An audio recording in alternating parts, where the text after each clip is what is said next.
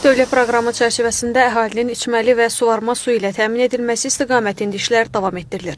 Əlincəçaydan su götürən və Culfa rayonunun ərazisindəki Bənəniyar su anbarını qidalandıran kanalın yenidən qurulmasının layihələndirilməsi də bunun təsdiqidir. Layihənin həyata keçirilməsi üçün texniki iqtisadi əsaslandırma sənədi hazırlanıb və tikinti işlərinin aparılması üçün keçirilən tender müsabiqəsində Hovers Qrup Məhdud Məsuliyyətli Cəmiyyəti qalib gəlib.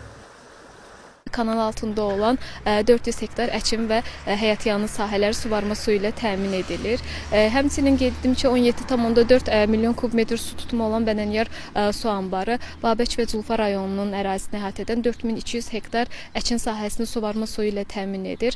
Mütəxəssislər qeyd edir ki, Əlincəçayda əsasən yaz və payız aylarında su çox olur. Həmin dövrdə sudan maksimum istifadə etmək lazım gəlir.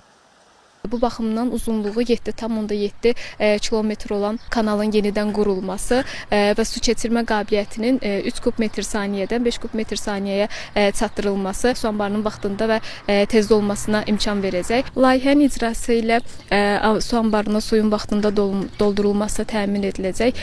Kanalda su işçisinə yol verilməyəcək.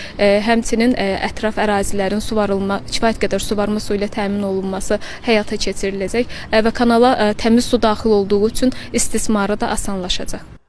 Hazırda layihənin icrası çərçivəsində podratçı şirkət tərəfindən mobilizasiya işləri görülür. Eyni zamanda avtomobil və texnikaların hərəkəti üçün istismar yolu çəkilir. Yaxın günlərdə isə işlər tam sürətlə həyata keçiriləcək. Hafizə Əliyeva, Tərlan İbrahimova, Cavad Hüseynov, NTV Xəbər.